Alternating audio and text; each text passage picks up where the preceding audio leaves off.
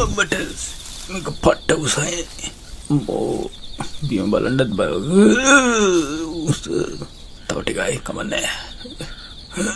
අඩෝ ඉක්මනට නැගපා.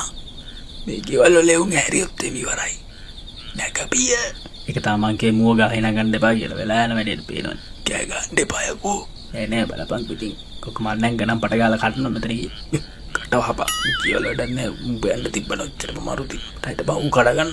මචං කුරුම්බ ගෙඩි හතරක්ම කඩපන්. එකක් පස්සේ කන්න තියමු. හරිද? ඇයින්නේ මේ කඩනවා අල්ලගෙන ඉල්ලා මට අතේ ගේන්න බෑ. හප්පා ලිස්තුවා. හයි කවුද කෝ? කවුද පුගනගින්? ඔයිට පියා කවුද?